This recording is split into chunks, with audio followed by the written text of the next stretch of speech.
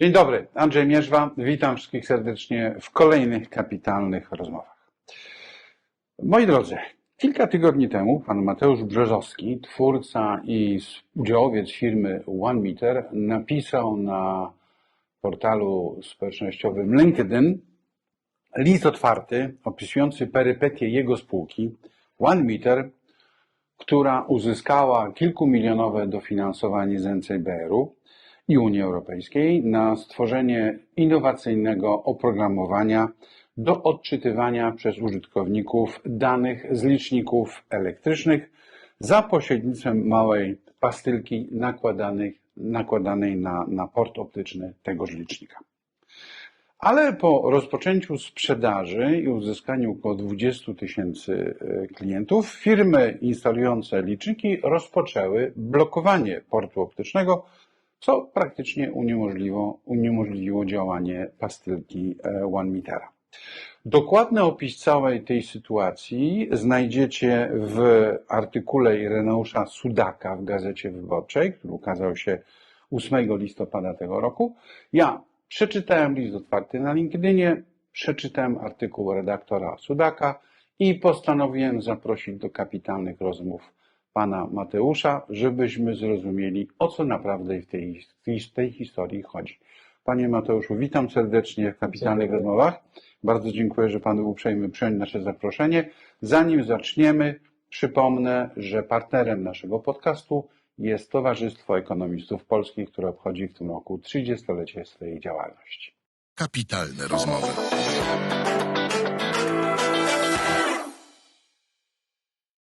Panie Mateuszu, zacznę może od konkretnego przypadku. W moim paryskim mieszkaniu mam licznik, nazywa się Linki, zainstalowany przez EDF, czyli mojego dystrybutora, nie przez Enedis, który jest odpowiednikiem naszych polskich sieci energetycznych.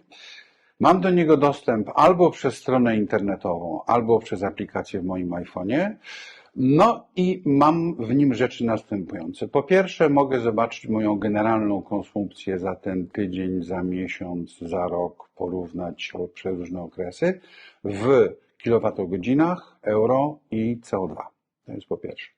Po drugie, jak wprowadzę profil do tego licznika, czy do oprogramowania, w którym pomieszczeniu jest lodówka, telewizor, pralka, to mogę mieć analizę zużycia prądu przez każdy sprzęt, co pozwala się zorientować, czy lodówka już nie jest za stara, jakkolwiek dobrze wygląda i nie czas najwyższy zamienić na nowszy model, żeby obniżyć zużycie energii. Oczywiście mogę też robić wyliczenia, czy o której godzinie prać w nocy i budzić sąsiadów łomotem pralki, żeby mieć tańszą energię. Dodatkowo mogę tak samo dostać, jak wprowadzę kolejny profil, kawałek profilu, podobne średnie dane dla mojego sąsiedztwa, że tak powiem. Czyli wiem, jak moje sprzęty działają w swoich klasach w stosunku do mojego, tak powiem, kwartału.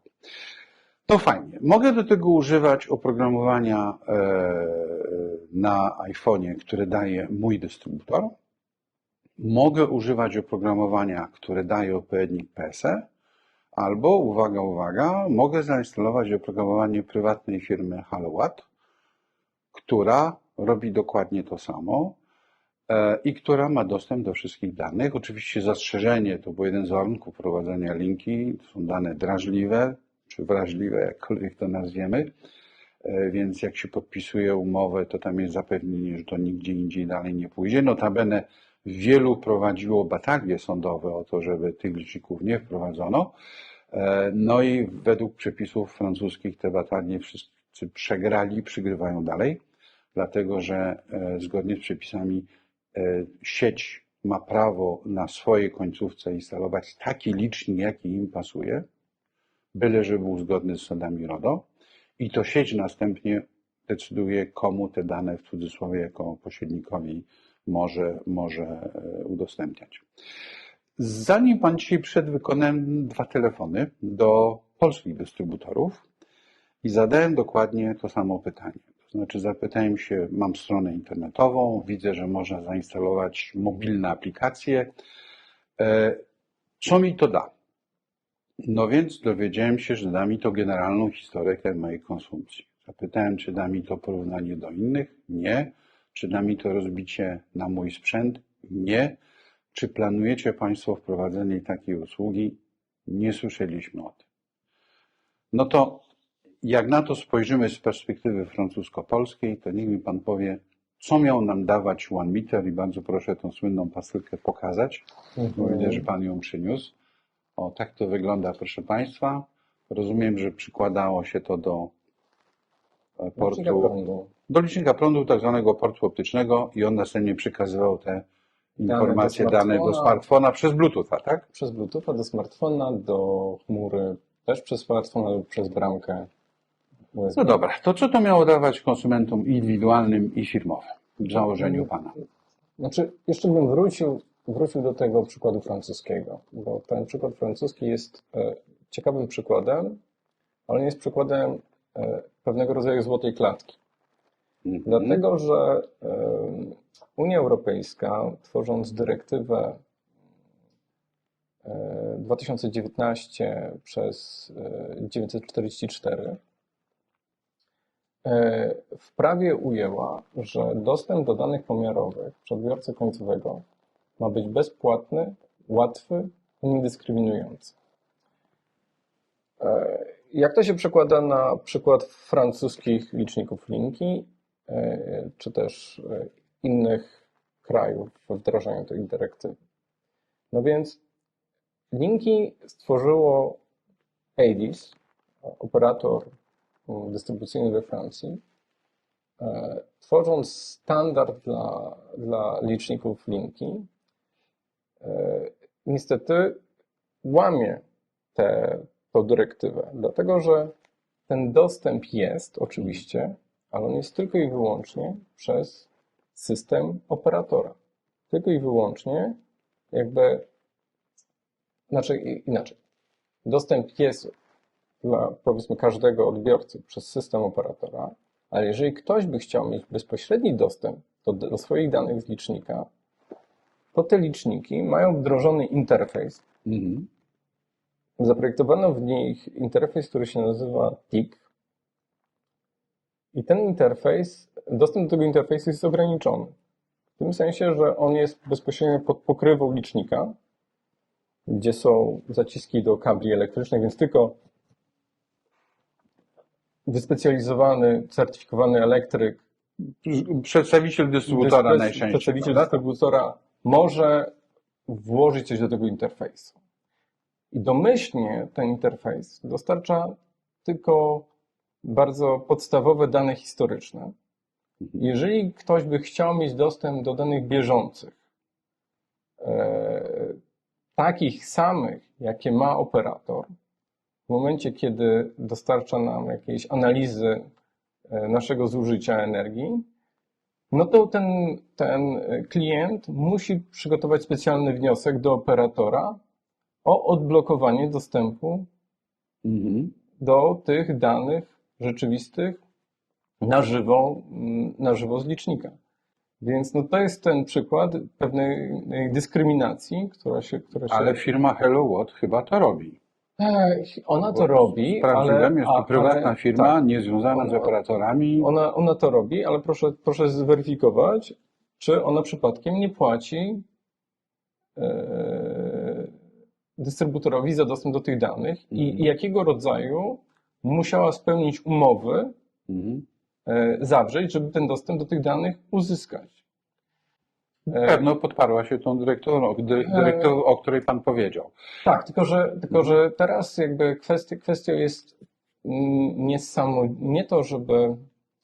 Bo z jednej strony, oczywiście dla użytkownika indywidualnego jest to prosty sposób na pewnym dzisiejszej cyfrowym świecie dotarcie do danych. Tylko że te dane jakby no są już wielokrotnie przetwarzane przez operatora i użytkownik nie ma możliwości zweryfikowania, czy rzeczywiście te dane się zgadzają z tymi danymi.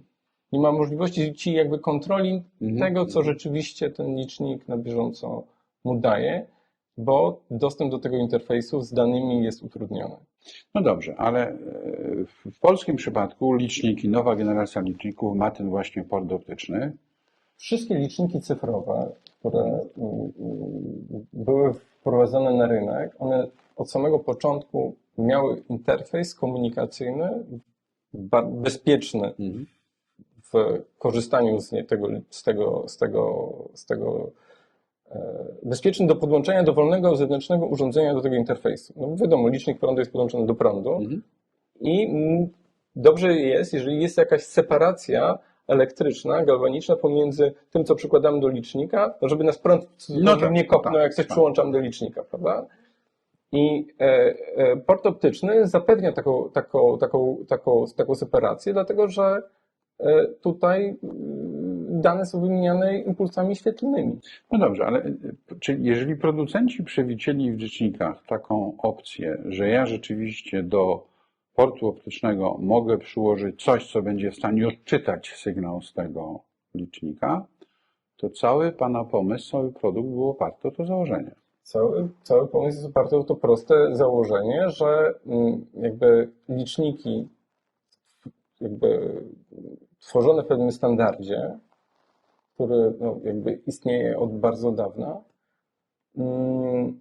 no nie, że ten standard jakby się nie zmieni. Że ten standard się nie zmieni jakby w pewnym sensie z dnia na dzień. Aha, I jeszcze druga rzecz, że ten standard nie będzie jakby zafałszowany przez operatora. No dobrze, i tu postawmy na razie kropkę. Dobrze. Otrzymaliście na ten projekt, porozmawiajmy trochę o pieniądzach też. No, projekt był wart 5,6 miliona złotych, mniej więcej. Tak.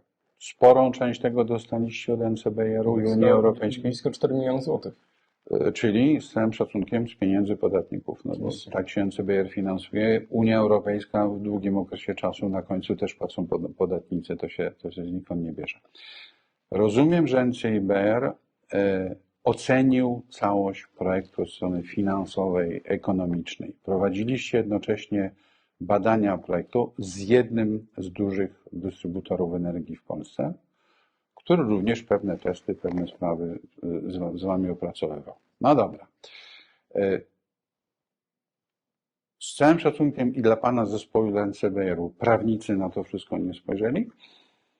Jak to się dzieje, że Pan rozwija produkt, sprzedaje Pan go 20 000 klientów i nagle się okazuje, że wszyscy dystrybutorzy nagle wyłączają port optyczny? Ja się trochę poprawię z tymi 20 000. Skąd ta liczba? To jest liczba łączna klientów, którzy do nas dotarli z chęcią zakupu produktu, którzy na etapie weryfikacji możliwości wdrożenia naszego produktu albo zakupili ten produkt u nas i z niego korzystali, albo korzystali jakby nadal do niedawna, którzy po zakupie używali przez pewien okres czasu, na przykład na licznikach, które potem zostały wymienione na liczniki dwukierunkowe, które mierzą to, ile prosument wprowadzi energii do sieci, i te wprowadzane liczniki zamieniane przez dystrybutora okazało się, że mają zablokowaną komunikację przez ten interfejs. Taką podstawową, najprostszą. Kiedy to się okazało?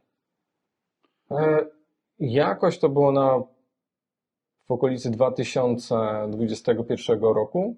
A zaczęliście? Kiedy zaczęliśmy wprowadzać pierwsze... Kiedy dostaliście dofinansowanie NCBR-u i kiedy zaczęliście wprowadzać pierwsze? Zaczęliśmy wprowadzać dość wcześnie produkt, ponieważ chcieliśmy, żeby ten grant jakby na bieżąco nas rozwijał.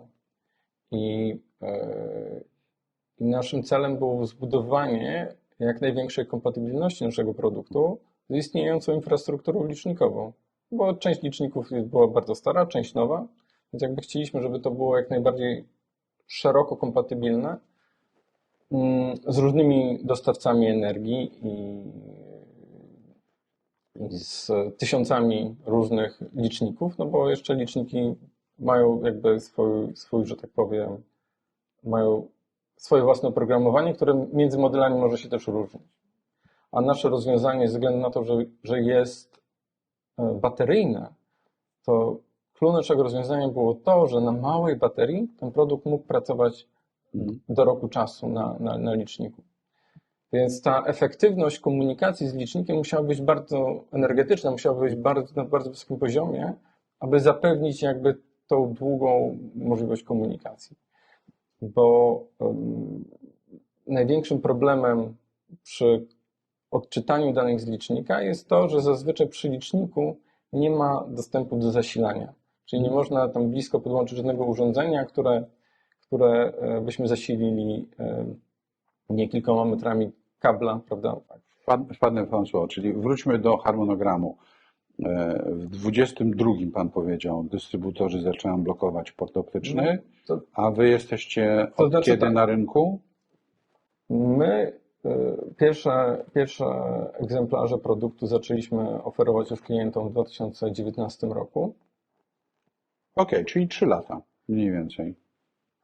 Mniej więcej 3 lata. Mniej więcej w 2020 roku stworzyliśmy wersję rozwiązania dla prosumentów, które dawało prosumentom możliwość pełnego oglądu sytuacji, tak zwanego opustu, który prosument mógł wprowadzić wprowadzona energia do sieci mogłaby zostać przez prosumenta wykorzystana w 80%. Wpadnę Panu słowo, Linki robi dokładnie to samo. Może Pan sobie zrobić właśnie wyliczenie konsumpcji prądu, przyjmowanego prądu, wytwarzanego, liczyć wszystkie salda i tak dalej. To Panie Matuszku, po chwili przerwy najważniejsze pytanie, o co chodziło w tej całej historii. Mam nadzieję, że wszyscy po drugiej stronie kamery rozumieją, o czym rozmawiamy i jaki jest challenge. Postawię taką tezę i byłbym bardzo ciekaw Pana opinii, bo jak się tego słucha, to jest kilka możliwych scenariuszy. Jeden jest taki, że operatorzy sieci, dystrybutorzy sieci, spółki handlujące energią uważają, że dostęp do danych klienta, bardzo szeroki, jest czymś bardzo cennym, nawet jeżeli nie teraz, to może w przyszłości. Można w oparciu o to zrobić cały system doradztwa i innych usług i po prostu korzystają trochę ze swojej pozycji monopolistów, co nie jest polską specjalnością. We Francji, w innych krajach było dokładnie tak samo, zresztą jak sam Pan powiedział, opisując linki. Linki jest krokiem w dobrą stronę, ale nie jest to jeszcze 100% realizacja słynnej dyrektywy 2019-944, jeśli dobrze zapamiętałem. Drugie rozwiązanie, teoria trochę spiskowa, którą widziałem na internecie, nie wydaje mi się prawdopodobna, że spółki, które są na, tak powiem, forefront, na przedfroncie walki o transformację energetyczną i Zielony Ład, nie chcą, żeby ludzie wiedzieli, czy nasz sprzęt w domach żre, energię wbrew wszystkim próbom i chęciom oszczędzania, więc pewną tą ścieżką bym nie szedł. Trzecia, jeszcze bardziej spiskowa teoria, że za tym wszystkim stoi jakiś mityczny konkurent zagraniczny, który w momencie, kiedy Polska wreszcie dopasuje się do norm Unii Europejskiej, wejdzie na rynek i po prostu, mówiąc brzydko, wymiecie. I Pan nagle znalazł się na początku tej całej drogi z bardzo ciekawym produktem, w który uwierzyli notabene fachowcy z NCBR-u i również jedna ze spółek dystrybutorów bardzo dużych. To która z tych 3 wersji, a może jest 4? Jakoś jest tak, że jakby po wejściu do Polski do Unii Europejskiej, gdzie to wejście miało dać nam pewną standaryzację prawa pomiędzy krajami wspólnoty, nie wszystkie propozycje, które są wprowadzane w tych zmianach, są atrakcyjne dla monopolii. I dla naszych monopolii handlujących, dostarczających energię nie były pewne obszary jakby atrakcyjne. I moment, w którym jakby odbiorca ma mieć dostęp do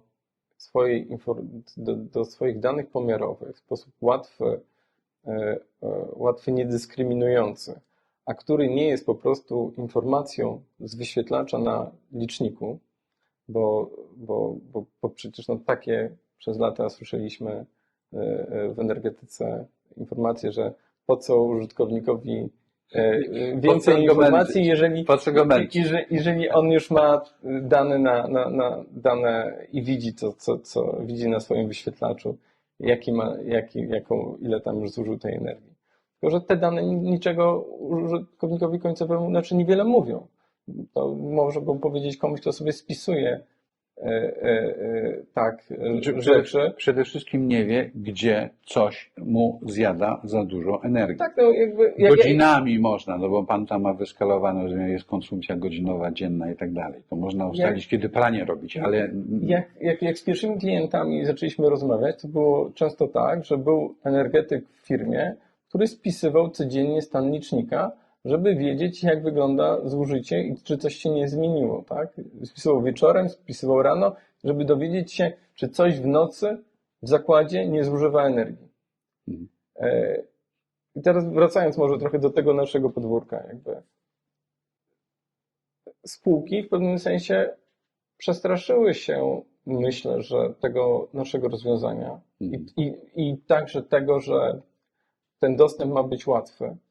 I tego, że istniejący interfejs w licznikach jest w pełni zgodny z istniejącym, wprowadzonym przez Unię Europejską prawem, czyli dostęp łatwy, niedyskryminujący i w pewnym sensie bezpłatny dla klienta końcowego, no bo ten klient końcowy wystarczy, że dokupi sobie kabelek, podłączy ten kabelek do komputera i będzie mógł zaczytywać za każdym razem, kiedy odpyta, aktualny stan licznika.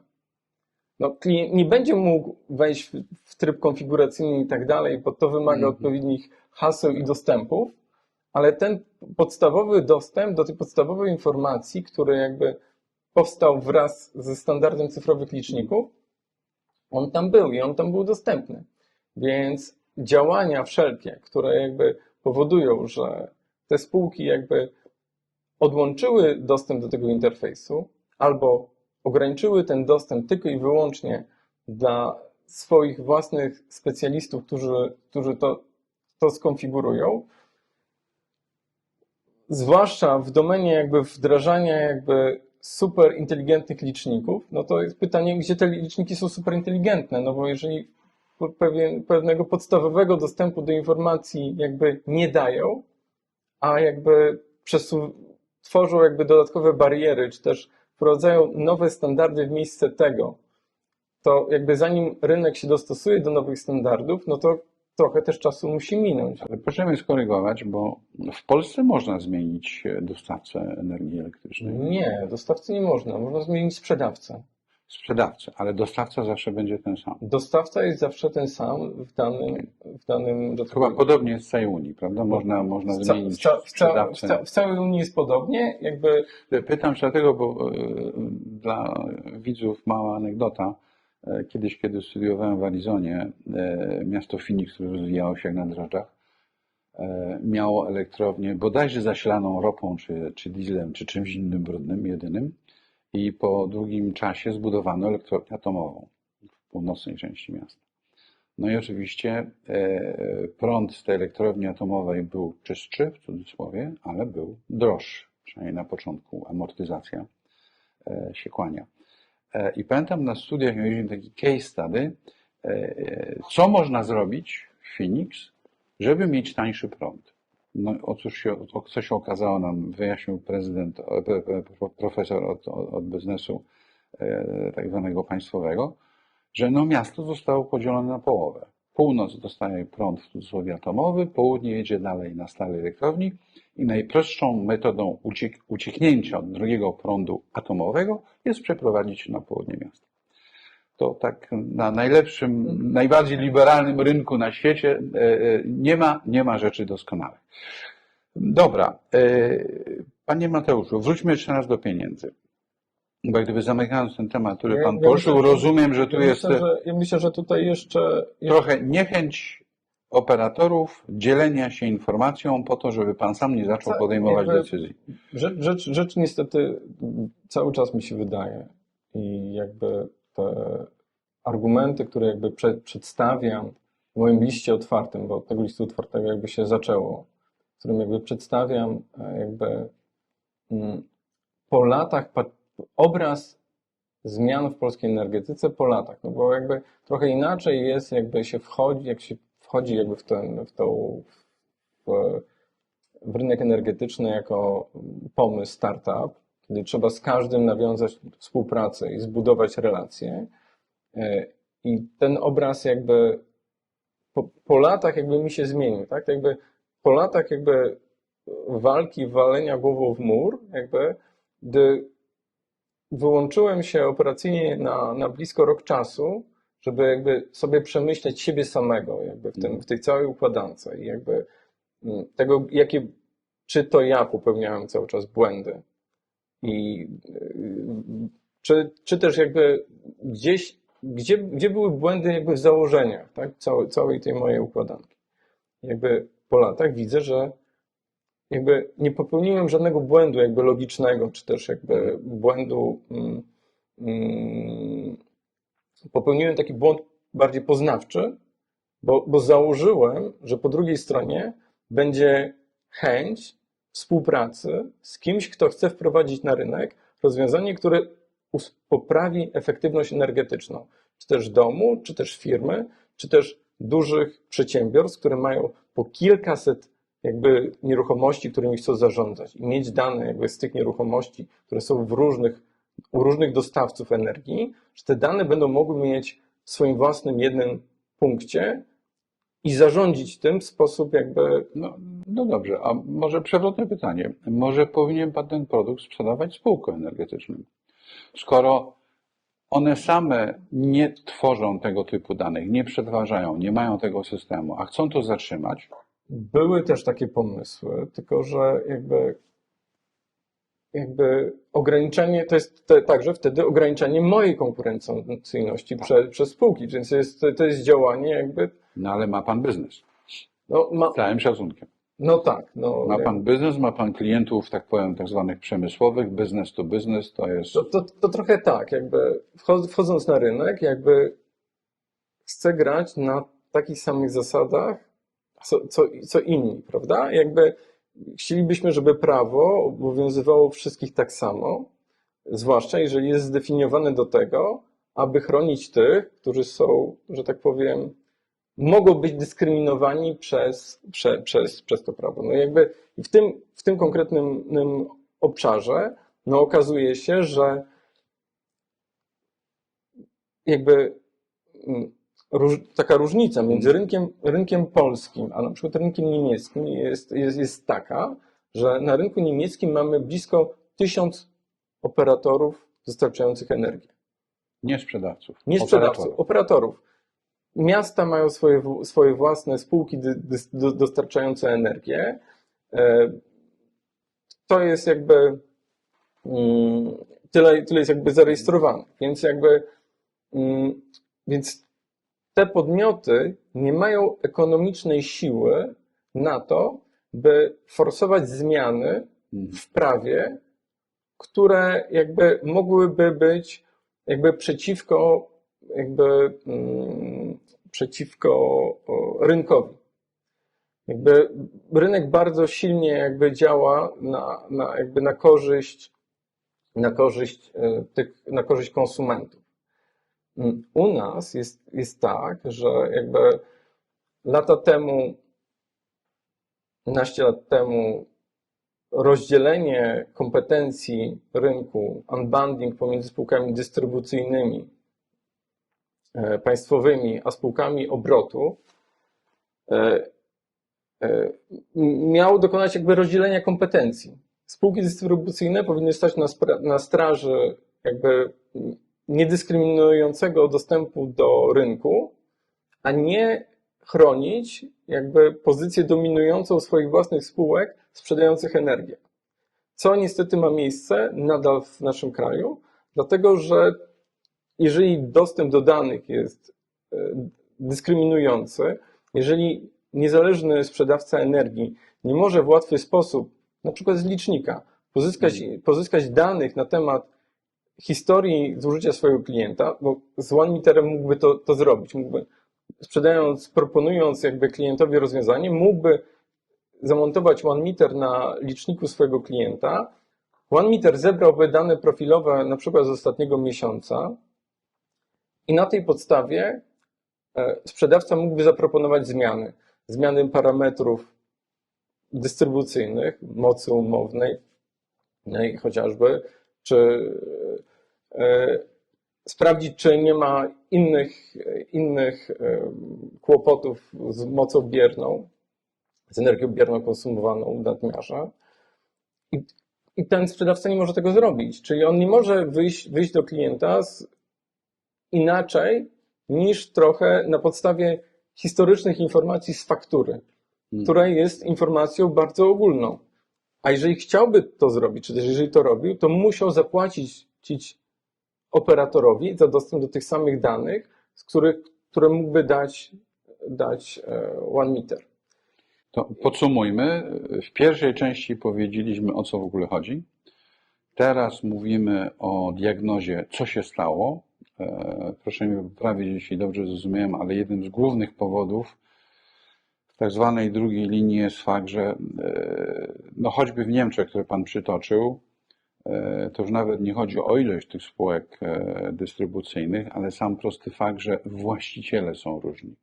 Właściciele są W Polsce różni. mamy dalej sytuację, gdzie Skarb Państwa jest właścicielem przeważającej części elektrowni, są prywatne, a to osobna, mówię o tradycyjnych, nie o fotowoltaice czy o OZE.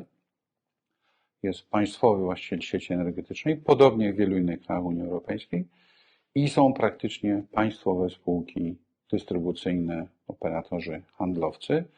I na tym wszystkim jest Urząd Regulacji, który również jest państwowy, wobec czego jeden podmiot, państwo, zasiada w 2-3 instancjach i bardzo trudno jest w firmie prywatnej z czymś takim po prostu wygrać.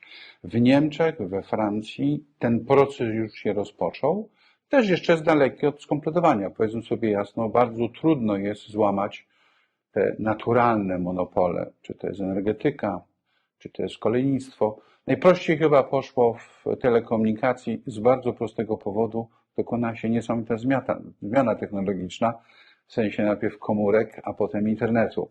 I tu jak gdyby państwo, przepraszam, nie ogarnęło całości zmian i w dużym procesie pojawili się wszędzie operatorzy prywatni. Panie Mateuszu, chwila przerwy i zaraz porozmawiamy o kwestiach prawnych.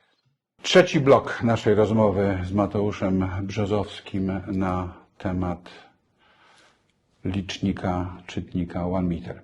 Panie Mateuszu, to jeżeli spojrzę na model francuski, który jakkolwiek mnie się wydaje wygodny dla konsumenta, to jednak od strony kontroli danymi, no jednak pozostaje to dalej po stronie państwa, i model niemiecki, gdzie jak Pan powiedział, jest to rozproszone i te dane są lepiej chronione, konsument ma lepszą kontrolę nad tymi danymi? I gdzie jest Polska w tym?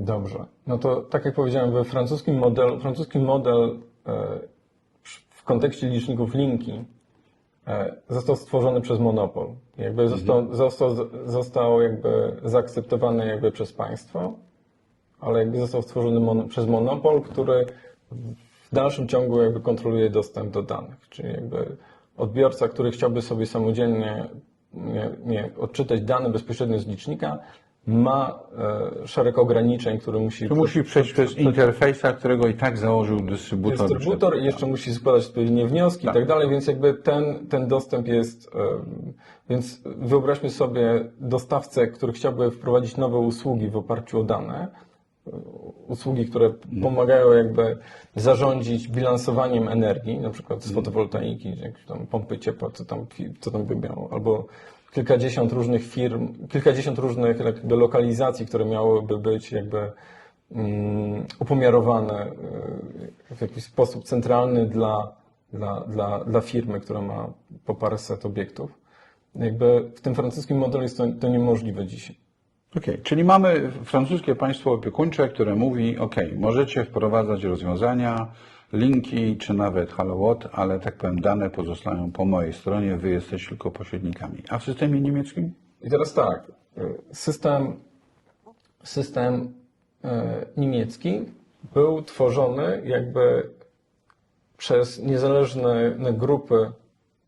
niezależne grupy standaryzujące, które jakby patrzyły na to, aby było to zgodne jakby z unijnym prawem i energetycznym, i GDPR w kontekście danych. Czyli nasze RODO. Czy nasze RODO. I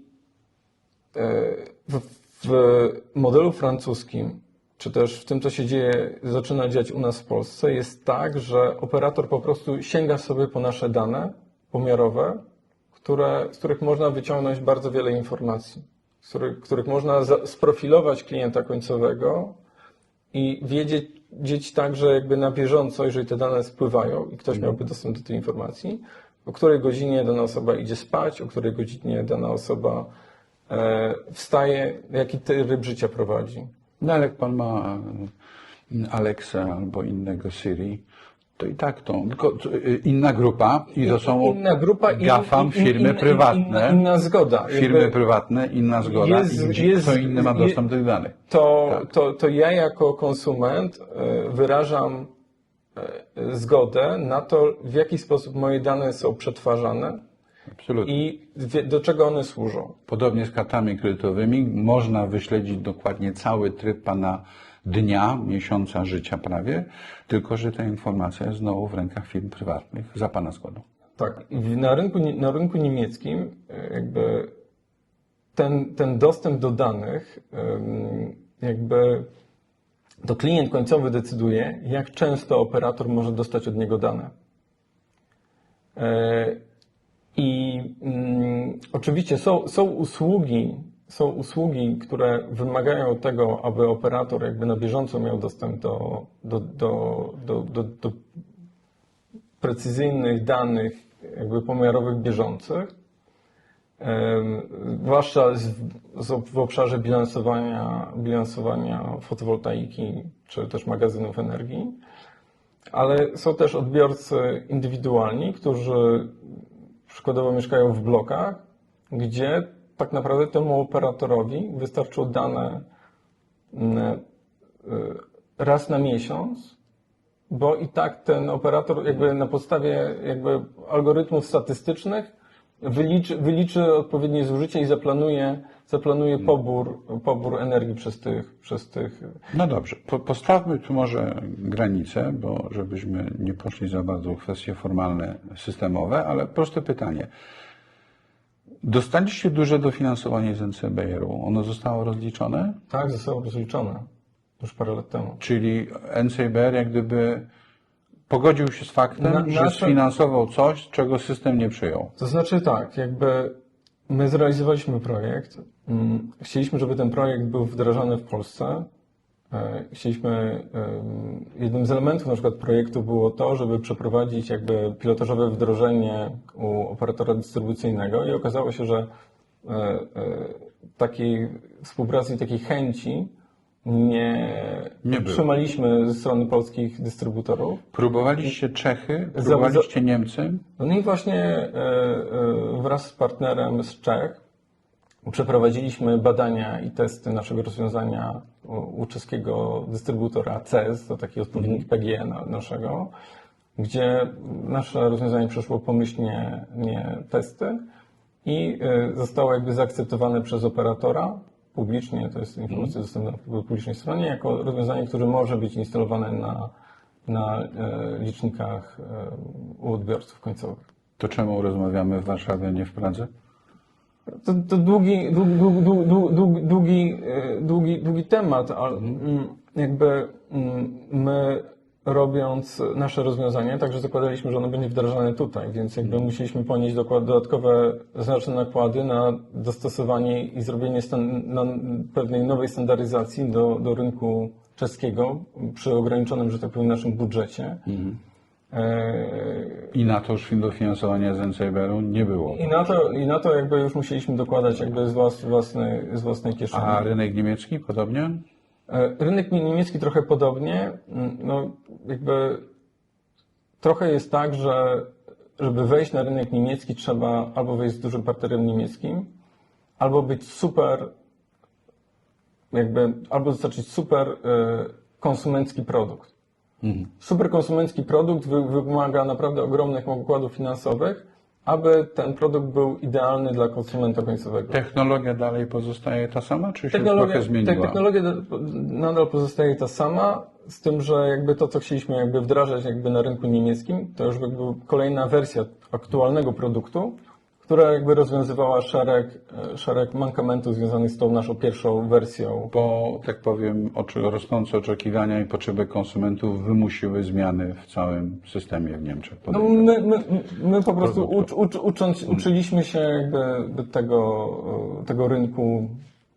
No dobra, jeżeli nasz program ogląda w tej chwili jakiś anioł biznesu, który powie, podoba mi się, podjąłby się Pan, gdyby Pan miał dostęp do kapitału, żeby zacząć jeszcze raz na rynku niemieckim, czeskim, każdym innym w Unii Europejskiej, skoro produkt dalej jest aktualny, strukturalny, trzeba tylko zrobić update, trzeba zrobić wysiłek marketingowy na tamtych rynkach. Jest to realne, czy Pan odwiesił, że tak powiem, odstawił Pan komputer i mówi, na razie wystarczy? Przyglądam się temu, zastanawiam się poważnie nad tym, jakby co i w jaki sposób chciałbym robić w życiu dalej. W ten projekt włożyłem bardzo dużo serca i moi wspólnicy też jakby wkładali wielkie nadzieje jakby w budowanie tego. Serca i masę pieniędzy. I także dużo bardzo pieniędzy. Myślę, że zbudowaliśmy coś wyjątkowego. I także jakby nie mieliśmy szansy jakby wdrożyć jakby finalnych, kolejnych jakby wersji naszego produktu na rynek, ze względu na to, że jakby spółki dystrybucyjne jakby stwierdziły, że dane to są ich, a nie konsumenta. No bo to trochę tak wygląda, Tak. jak się na to patrzy z perspektywy. Więc budowanie sprzedaży na rynku zagranicznym, no to nie może być taka sprzedaż bez spodni. No to trzeba jednak być kimś, kogo stać na wystawienie się na targach, być kimś, kto zapewnia odpowiedni serwis i opiekę nad klientem końcowym. To wymaga oczywiście zespołu osób, jakby biegle mówiących po niemiecku. Pełna zgoda, panie. Tu już tylko powiem w ten sposób. Pan z wykształcenia jest astronomem. Nie, ja studiowałem przez rok równolegle astronomię. To jest taka moja pasja pasja od dziecka. Ja studiowałem informatykę na Uniwersytecie Warszawskim. Okay. Ale astronomia gdzieś tam jest. No jest, rok.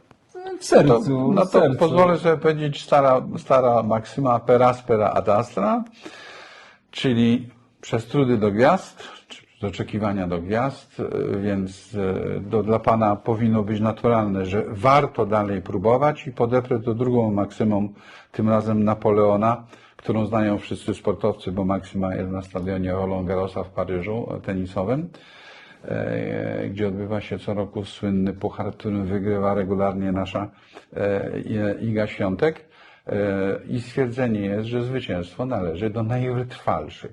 Tego Panu życzę, żebyśmy nie zawieszali tego W tematu. pewnym sensie jakby ten mój list otwarty jest takim ostatnim wołaniem.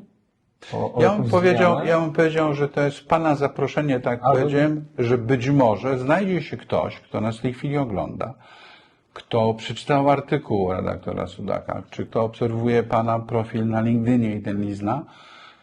I to może być anioł biznesu, to może być inna instytucja wspierająca rozwój małych przedsiębiorstw. Wydaje mi się, że projekt jest na tyle ciekawy, na tyle aktualny, i prędzej czy później zmiany systemowe w Polsce będą miały miejsce. Tak jak widzimy zmiany choćby na kolei, gdzie przez lata broniono się skutecznie przez lata przed wpuszczeniem zagranicznych operatorów do ruchu osobowego. I ta zmiana dzieje się w tej chwili na naszych oczach. Więc myślę, że jeżeli zbudować firmę na rynkach innych krajów europejskich, wykorzystując doskonałych polskich informatyków, przy całej sztucznej inteligencji, dzisiaj zbudowanie nakładek w języku niemieckim, francuskim, hiszpańskim, włoskim, to jest kompletnie inna zabawa niż jeszcze rok temu. Więc życzę Panu powodzenia i mam nadzieję, że spotkamy się za jakiś czas i będziemy rozmawiali o OneMeterze, który nie tylko się sprawdził w Europie, ale być może wróci do Polski na tak zwanym białym koniu. Ja na to trochę liczę, bo jakby cała dyrektywa ESG, bez tego, że firmy nie mają dostępu na żywo do swoich danych pomiarowych, jest totalnie abstrakcyjnym tworem absolutnie biurokratycznym, bo jakby bez tych danych nie można rzeczywiście sprawdzić, na ile ta moja energia jest zielona. Dokładnie. Dokładnie. Panie Mateuszu, bardzo dziękuję za rozmowę. Dziękuję serdecznie. Wam przypomnę, że naszym gościem dzisiaj był Mateusz Brzozowski, założyciel, udziałowiec firmy OneMeter spółka z o.o., która próbowała zrewolucjonizować odczyt i zrozumienie danych, jakie możemy mieć z naszych cyfrowych liczników energii elektrycznej. Przypomnę, że partnerem naszego podcastu jest Towarzystwo Ekonomistów Polskich, TEP, a jeżeli rzeczywiście ogląda nas ktoś, kto jest zainteresowany ciągiem dalszym, zapraszam na profil LinkedInu pana Mateusza lub napiszcie do nas kapitalne pomysły @gmail.com. Proszę bardzo. Ja bym jeszcze tylko dodał, że jakby partner, który byłby potrzebny, to byłby partner, który by pomógł jakby w tych procesach, które są jakby, których jeden pojedynczy podmiot, taki monitor jest za słaby, czyli jakby w tych procesach, w których jakby na styku jakby monopol, my absolutnie nie mamy szansy na przebicie się. I jakby tu jest, że tak powiem, wielkie pole myślę, do działania i do wielu zmian. Do popisu również dla słynnych zespołów deregulacyjnych, których mamy w tym kraju w tej chwili kilka. Kwestia deregulacji i dostosowania naszych przepisów do wymogów unijnych, jak myślę wszyscy widzimy, jest czymś bardzo na czasie. Dziękuję za zaproszenie do rozmowy. Dziękuję Panie Mateuszu, dziękuję bardzo. Wam dziękujemy za uwagę. Do zobaczenia, do usłyszenia. Kapitalne rozmowy.